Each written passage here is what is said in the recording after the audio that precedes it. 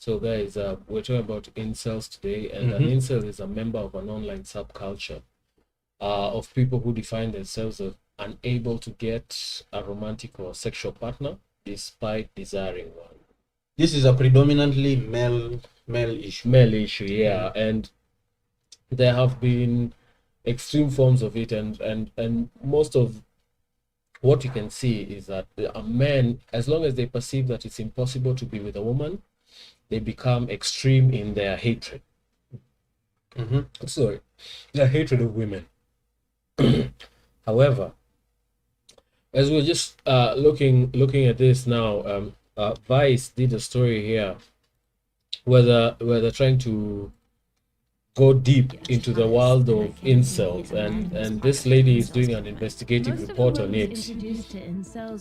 And there are extreme cases whereby a guy who describes himself as unable to get ladies or have any romantic connection becomes dangerous and attacks people, kills others. There's a story here that we have here of a man who drives a van into a crowded street, killing people. But here's the important bit. We legitimately think that the whole incel thing is terrible. All right? We do not stand for it. However, an extreme form of ideology of thinking has been made to stand for and refer to a whole other generalized view on things, especially the manosphere. And this is what this lady goes on to try and portray in this, that because incels are men who believe that they cannot find or get romantic or sexual partners, therefore they hate men, they hate women. They are misogynistic by that definition, and they are the same as anyone in the manosphere, because according to them, the manosphere encourages hatred for women, and they are ranked in the same group as other extremists like ISIS and other terrorists, and it goes from there, and there's no end to it. It's really funny because there's a place where she says incels and misogynists, she says, are all anti-feminist. But what she doesn't do is she doesn't make the distinction between the two, because what she's purporting, incels and misogynists and men who hate women do, feminists are doing on this other side. They're doing the exact same thing. And so we cannot start saying that this is an isolated case, when this is sort of like the backlash for what feminism started. It's true. This is the reply to what feminism has been purporting. And by very nature of definition, misogynists and incels and the manosphere are not the same thing. Well, those are three incels believe that they are unable to find romantic or sexual relations, even though they want. And therefore they hate women. Now, misogynists, by the way, do not hate women. They just believe women have certain types of ranks and roles and should be specifically delineated to those ones. And so a misogynist is somebody who would say a woman cannot work. She needs to stay at home, have sex, take care of babies, cook. But do you know that's the right definition. The problem is misogyny has been watered down to include everything, even everything that women don't like. Even annoying a woman makes you a misogynist. Saying something women don't want to hear. If I give you a truth that's bitter, mind you, listen to what I said. If I give you a bitter truth, so it is truth, but it's not easy to take, I'm called a misogynist. And people in the manosphere are not those who advocate for lack of male and female relationships. The manosphere is about empowering men, because we believe that if men are empowered and they know their roles and they're able to come into the right space to be able to become masculine and in terms of finding their roles as men, then both that man and his woman or the women in his life win. That's what it's all about. So I think this is a very simplistic terminology that's being employed by this woman to explain away a whole lot of things. Do you know, I really agree with what you just said. Yeah. But the problem I'm seeing Mm-hmm. with these online organizations Yeah. that are being started, it is, people say this: you are misogynist, Yeah. you are misandrist. Yeah. You get. Yeah. You hate women, you hate men. Yeah. And in all those comparisons, Mm-hmm. there is no nuance. Mm-hmm. People like this kid who was actually an incel, Yeah. and he had major mental issues. That's the He thing had a that they don't talk about. narcissistic disorder. That's what they don't talk about. Yeah, he had a major narcissistic disorder. He had a superiority complex that Mhm. was killing him, Mhm. stifling him, Yeah. and isolating. Yeah. So if this kid would have gotten the right mental health, Yeah. instead of just saying this kid is behaving like this because he's short, Yeah. girls don't like him, Yeah. and that's why he's out here acting a fool. Yeah. That is so simplistic to the point where if something like this happens again, this young man will not get helped. It's They true. will get labeled, number one, and number then, two, and then dealt with. because as we have heard, I even saw that the White House Mhm. was actually looking into this with Yeah, the the FBI. Secret Service apparently is doing threat assessments on this, and is saying that incels are a threat to national security. How the hell does that happen? How does that work? So, and that's such a loose term. Yeah. Because if you define that by any young man who wants women but can't get women, Mm. so if some young man somewhere does something, Mm-hmm. it will only be roped back to that, Yeah. even if it has nothing to do with that. No explanation whatsoever. You just kill that those people because you can't get women. You're an incel. You are an incel. Anyone who holds a belief closely related to that and this is what it is. There are tons of online communities. People are talking about this, but there are about 5 cases where people have actually acted out and hurt others. But this is the image that is going to be portrayed in the media. That this is what the life of an incel looks like. A person who's going to go on a shooting spree and just kill people. This is all that's going to be. Nobody is going to talk about the thousands of people who are expressing their opinions, whether you like them or not, but have done nothing to others. In the really same way, fascinating. and we were just saying right now, it's Shalom. And it's the same case where the 1990s Unabomber in America, I think it was Oklahoma, this guy blew up a building. And because of what he did, people around the world went and said that, you see, this is what fundamentalist Christians are like. They blow up places and they're terrorists. And now that's the language that's been called. Anyone who is a conservative, who holds values that were held in the past and considers themselves conservative in any way, aka fundamentalist, is now an extremist. And you are misogynist because you hold those views, and before long you'll be out here doing what these other incels like you. And that's the thing. Anyone who is going to be labeled as a fundamentalist or a conservative can easily be labeled in with the rest of these buzzwords: misogynist, patriarchal, all these other buzzwords. And it's not long before legislation comes out and says anyone who holds these kinds of beliefs, they should be jailed. Just the same way as Canada, Justin Trudeau's Canada. If you mispronounce now, misgender, mispronoun, whatever the hell it is, a person, they can take you to jail. If I step up to Chalo and I say, "Hey, excuse me, sir," and he says, "Whoa, who told you I'm a sir?" Do you know they were actually trying to present a bill? Who told you I'm a sir? I'm a woman. I say, "What?" Say, "Take it back." And I look at you and say, "Okay, why are you joking? You're a man." I go to the cops. They're actually trying to present a bill that criminalizes sexism and misogyny.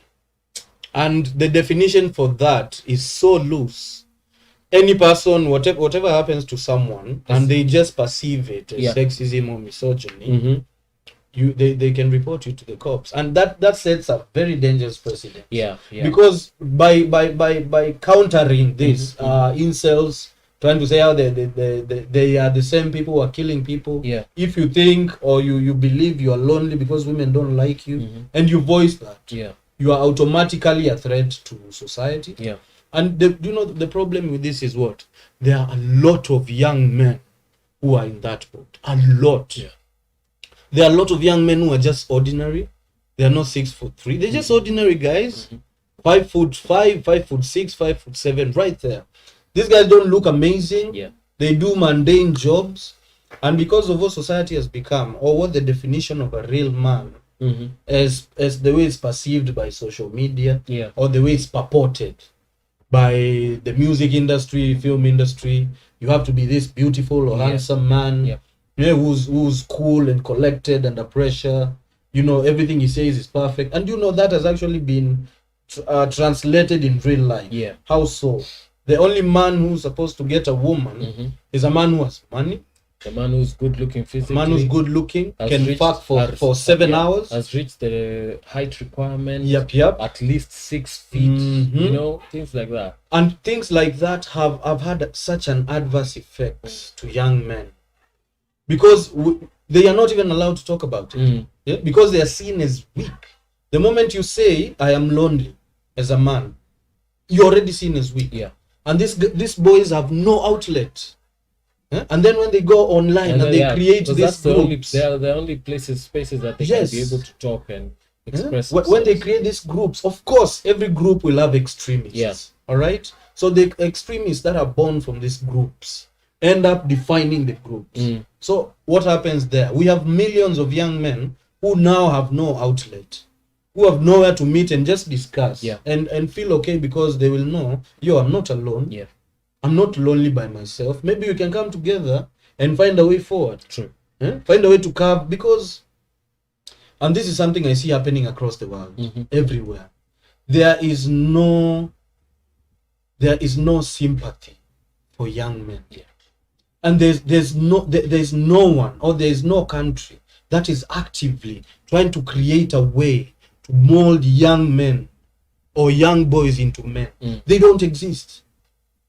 There are no programs where young boys can be taught, or programs even in school. They have them for young ladies. Yeah. When they're taught how to use toilets, when they're taught about their bodies changing. Yeah. For guys, we didn't have anything. No, just we were just told, get out of the classroom. And just we have to talk to the ladies. You guys go play. Yeah. And I think that has had such an adverse effect, because for us, especially Africans, we never used to have this. Back in the day, there were systems that were put in play in society. When a young man reaches this age, you have to go into that and be taught how to be a warrior. You have to be taught how to kinship rights. Yes. So all the young men were not left out. They were told, this is how you'll serve your community. And men live to serve. Yeah. And if you don't teach young men how to serve, what do they become? They lose their purpose. And they just aimlessly drift from one thing to another. Anything that seems that it'll give them purpose, they'll take it. And they get addicted to feeling good, doing shit that makes them feel good. This is where drugs come in. A lot of young men these days are addicted to either one thing or 3 things, or even 5 things. Yeah. And you find boys are starting to use even weed. Kids are smoking weed by 10 years old. Because there's no direction these young men are shown, even by their own societies. Because we cannot say that this is a job of families, because it's not. Mothers and fathers already have too much on their plate, especially in these economies that it's like we are surviving. They both have to work.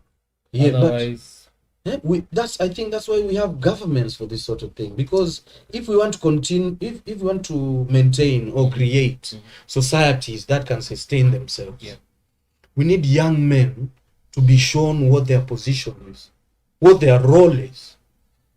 And if you don't give them their role, they go online and they create groups like this. Dude, do you remember Fight Club? But then that movie is the perfect depiction of this. The Fight Club was a movie where a reaction where men could be able to get together and remove their frustration. But how did it start? It started with one guy having mental issues. Yeah, that's how it started. And this guy, who had multiple personality disorder, one personality was the one that created this extremist group where young men could go and be wild. Just punch each other. And just punch each other in the face. And remove their frustrations. Cry together. Yeah. And I know to a lot of women who watched like that movie, it was like, what is this disgusting shit? What are these people doing? Why are they fighting? Yeah. But to men, Do you understand something like that? It's therapeutic for men. Because you go somewhere, you are up with other men, and you are allowed to unleash all that pent-up energy. If you have anger, whatever it is. And young men need that. That's why when we were young, we were allowed to play fight. Yeah. We were even allowed to fight. I remember there was one day I got my ass kicked. I went home. I was telling my dad, and the niggas, what do you want me to do? What do you want me to do? Fight your fights for you. Yeah. Get out there tomorrow and deal with it. Not tomorrow, nigga. Today. And then we go to the nigga's house. Yeah.